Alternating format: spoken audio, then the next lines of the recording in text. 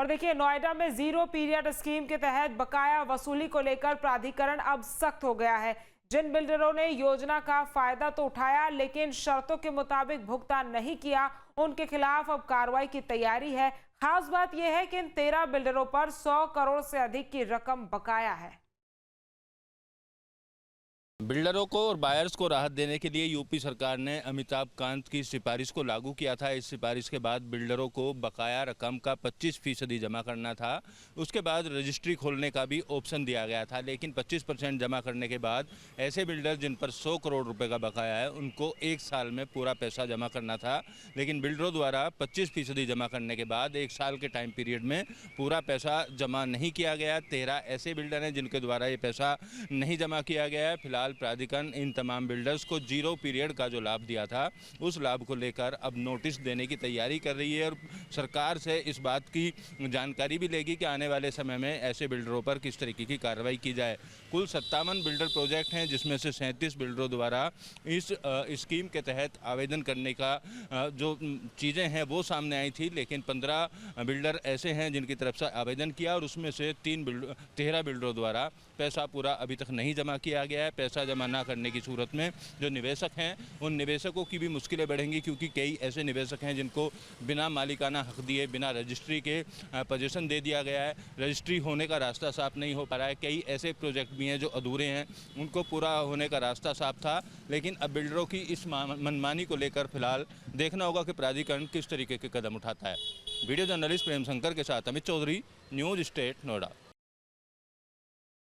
और जौनपुर में एसपी सांसद धर्मेंद्र यादव के कार्यक्रम में उस वक्त हंगामा मच गया जब मंच पर चढ़ने को लेकर कार्यकर्ता आपस में भिड़ गए। धक्का मुक्की का वीडियो अब सोशल मीडिया पर वायरल हो रहा है। लोग अपने अपनी तरह से प्रतिक्रिया उस वीडियो को देखकर दे रहे हैं। जौनपुर में समाजवादी पार्टी के सांसद धर्मेंद्र यादव के आगमन पर आयोजित कार्यक्रम में जमकर हंगामा हो गया। सांसद धर्मेंद्र यादव आरक्षण दिवस के मौके पर आयोजित संविधान महान स्तंभ स्थापना समारोह में मुख्य अतिथि के रूप में शामिल होने पहुंचे थे। दिल्ली से बाबतपुर एयरपोर्ट आगमन के बाद जिला अध्यक्ष राकेश मौर्य समेत पार्टी नेताओं ने उनका जोरदार स्वागत किया। सड़क मार्ग से कार्यक्रम स्थल तक जगह जगह स्वागत किया गया। फूल मालाओं और नारेबाजी के बीच भारी संख्या में कार्यकर्ता जुटे, लेकिन जैसे ही कार्यक्रम स्थल पर धर्मेंद्र यादव मंच पर पहुंचे, वहां अफरा तफरी मच गई। मंच पर चढ़ने को लेकर कार्यकर्ताओं और सुरक्षा कर्मियों के बीच धक्का मुक्की शुरू हो गई। कुछ लोग जबरदस्ती मंच पर चढ़ने की कोशिश करते दिखे, जिन्हें सुरक्षा कर्मियों ने हटाया। धक्का मुक्की की घटना का वीडियो सोशल मीडिया पर वायरल हो रहा है। वीडियो में देखा जा सकता है कि कार्यकर्ता मंच पर चढ़ने के लिए धक्का मुक्की कर रहे हैं, जबकि कुछ को जबरन नीचे उतारा जा रहा है। इस घटना के बाद कई कार्यकर्ता नाराज दिखे। उनका आरोप है कि उन्हें मंच पर आने से रोका गया, जबकि उन्होंने कार्यक्रम की तैयारी में मेहनत की थी। कार्यकर्ताओं में नाराजगी का माहौल है। वहीं पार्टी के कुछ नेताओं ने इस घटना को सामान्य बताया है और कहा कि भीड़ ज्यादा होने के कारण अव्यवस्था हो गई। सांसद धर्मेंद्र यादव ने भी सभी कार्यकर्ताओं से संयम बनाए रखने की अपील की है। फिलहाल पार्टी ने इस घटना को गंभीरता से लिया है और स्थिति को संभालने की कोशिश जारी है। Team news state. और लखनऊ से इस वक्त की एक बड़ी खबर सामने आ रही है, जहां यूपी में 12 पीसीएस अफसरों के तबादले हो गए हैं। अनूप कुमार संयुक्त निदेशक बाल विकास पुष्टहार बने हैं। वहीं यमुनाधार चौहान एसडीएम नगर आगरा बने हैं। राकेश कुमार पटेल को अपर आयुक्त लखनऊ बनाया गया है। वहीं दिग्विजय प्रताप सिंह अपर जिलाधिकारी कासगंज के तौर पर नियुक्त किए गए हैं। तो एक बार फिर से उत्तर प्रदेश में तबादले जो हैं वो अफसरों के किए गए हैं। बता दें कि 12 पीसीएस अफसरों के तबादले किए गए हैं, जिसमें अनूप कुमार को संयुक्त निदेशक बाल विकास पुष्टहार बनाया गया है। वहीं यमुनाधार चौहान एसडीएम नगर आगरा बने हैं। राकेश कुमार की बात करें तो पटेल अपर आयुक्त लखनऊ मंडल बने हैं। वहीं दिग्विजय प्रताप सिंह अपर जिलाधिकारी कासगंज के तौर पर नियुक्त किए गए हैं। और देखिए, डिंपल यादव पर टिप्पणी से मौलाना साजिद रशीदी घिर गए हैं। न्यूज स्टेट पर मौलाना साजिद रशीदी मोहिबुल्लाह ने सारा विवाद खड़ा किया, ये बयान उन्होंने दिया। साथ ही अखिलेश यादव ने मेरे पीछे गुंडे छोड़े हैं, ये बड़ा आरोप भी अखिलेश यादव पर मौलाना ने लगाया। वहीं एसपी के लोग मुझे गालियां दे रहे हैं। डिंपल ने मस्जिद की मर्यादा को भंग किया, ये उन्होंने कहा। साथ ही साथ अखिलेश डिंपल माफी मांगे, ये मौलाना साजिद रशीदी का कहना है। ये बड़ा बयान मौलाना साजिद रशीदी ने दिया और कहा कि मुझे जान से मारने की धमकी मिल रही है। सियासी रोटियां सेकने के लिए अखिलेश मस्जिद में आए। मौलाना साजिद रशीदी ने ये बड़ा बयान और बड़े आरोप अखिलेश यादव पर लगाए। मेरा बयान गलत है ही नहीं ना, आप लोग बता रहे हैं उसको गलत, मेरा बयान है ही नहीं गलत।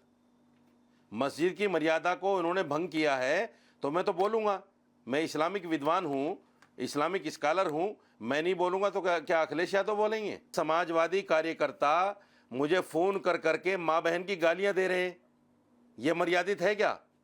मुझे मारने की धमकी दे रहे हैं, ये मर्यादित है क्या? भाई ये सारा विवाद मुहिबुल्लाह नदवी ने खड़ा किया है। मुहिबुल्लाह नदवी को क्या जरूरत पड़ गई थी मस्जिद में बिठाकर उनको चाय पिलाने की? अगर उनको बिठाना था तो अपने रूम में बिठाते, जो 5 स्टार से कम नहीं है।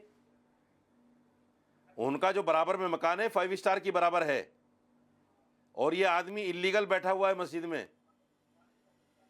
इसके पास वक्फ बोर्ड का लेटर नहीं है, तो ये जानबूझकर अपनी शक्ति दिखाने के लिए इसने ये प्रदर्शन किया है जो भी किया है।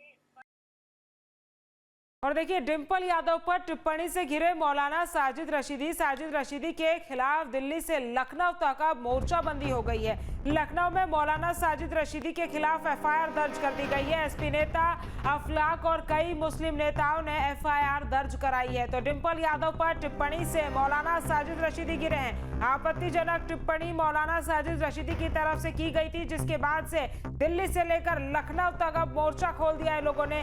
लखनऊ में मौलाना साजिद रशीदी के खिलाफ एफआईआर दर्ज हो गई है। वहीं एसपी नेता अफलाक और कई मुस्लिम नेताओं ने भी एफआईआर दर्ज कराई है। तो मौलाना साजिद रशीदी के टिप्पणी के बाद अब एफआईआर उनके खिलाफ दर्ज की गई है। देखिए, हम मौलाना रशीदी के खिलाफ एफआईआर दर्ज कराने की मांग को लेके आए, और जो बात उन्होंने बोली मुझे लगता है कि वो एक एक देश के बच्चे या नौजवान या जवान या महिला सबको ख़राब लगेगी। वो बात आदरणीय सांसद डिंपल यादव जी के लिए बोली गई, और उससे पहले एक महिला के लिए बोली गई। सांसद तो बात की बात एक महिला के लिए बोली गई। और हमारा धर्म इस्लाम, मैं खुद एक मुसलमान हूँ, मैं जानता हूँ धर्म को कि क्या अच्छे से क्या नहीं। हमारा धर्म कभी नहीं कहता है कि आप किसी महिला का अपमान करिए या किसी का भी अपमान अपने मुंह से करिए। जो इस तरह की हरकत करता है वो मुसलमान इस या इस्लाम धर्म का नहीं हो सकता। बल्कि ये तो एक मौलाना है, इनको हम लोग से ज़्यादा समझ है, मगर इस तरह की बातें बोलना कहीं ना कहीं दर्शाता है कि किसी के दबाव में बोली जा रही है या बांटने वाली चीज़ों में बोली जा रही है। उसी पे मद्देनजर हम समाजवादी पार्टी के कार्यकर्ता आज हजरतगंज थाने में आए हैं। हमने एक तहरीर दी है कि ऐसी कोई भी बात करता है जो समाज को तोड़ने की बात होती है, धर्म को आपस में बांटने की बात होती है, चाहे वो टोपी वाला हो या तिलक वाला हो, किसी को भी समाजवादी पार्टी बर्दाश्त नहीं करेगी। पूरे गांव की नींव हिला दी है। ब्लास्टिंग से मकान ढह गया। बता दें कि स्कूल की छतें चूर हो गई और लोग खेतों में पॉलिथीन के नीचे रहने को मजबूर हैं। पिछले 6 महीने से हो रही इन ब्लास्टिंग्स के कारण 90% से ज्यादा घरों में दरारें पड़ चुकी हैं। कई मकान पूरी तरह ढह गए हैं और लोग खेतों में पॉलिथीन तान कर रहने को मजबूर हो गए हैं। ग्रामीणों का आरोप है कि ये क्रशर अवैध तरीके से पास किया गया। सरकारी दस्तावेजों में हेरफेर कर गांव की असली दूरी छुपाई गई और अधिकारियों की मिलीभगत से इस यूनिट को लाइसेंस दे दिया गया। दादा क्या नाम है आपका? दादा क्या समस्या है? साहब जी होल गलने से हमारा पूरा मकान क्रैश हो रहा है। कहाँ गल रहे हैं ये इनकी में कौन गालता है? ये बड़ोनिया। इसलिए गालते हैं गिट्टी बना रहे, गिट्टी बना रहे। कब से बना रहे हैं यहाँ पे? ये 2 महीना 3 हो गया हमारा। 2-3 माह अभी से जब लगी थी, जब आप लोगों ने 2 दिन हमें नुकसान आया जब हम। आपका भी कितना नुकसान हो गया? आपको नजर तो कराई कि कितना? आप बताएंगे कितना नुकसान हुआ? आप बताएं। हमारा हुआ है कम से कम 10 लाख का। 10 लाख में जो आपका मकान गिर रहा है। और का नाम है दादा आपका? रतन सिंह। रतन सिंह दादा, जो आपके गांव में क्रैशर है, इसके बारे में क्या कहेंगे आप? क्या नुकसान है आपको? हमारा पूरा मकान कटक गया, पूरा बिल्कुल। 10 लाख रुपया लगो तो रोड़े मोड़ी मोड़ा उते पंडी पाव से कुआ पे गए तो उते पैसे से उते के घर गिर पे तो माटी में डे, माटी में पंडी में इकरे तंग ने नाश कर दिया गाँव को बिल्कुल। कितने मकान आपके थे? हमारे जो 4 मकान थे, 4 चौबंदी बाग है, पूरी कटक गई, सबसे मंटी थी। अब आप रह नहीं रहे वहाँ पे? क्या करें देखें। जहाँ भक्ति है हर शब्द में, कथाओं में छुपे हैं दिव्य रहस्य और ज्योतिष देता है जीवन को दिशा। धर्म से जुड़ी हर बातों को जानने के लिए हमारे चैनल स्तुति को सब्सक्राइब करें।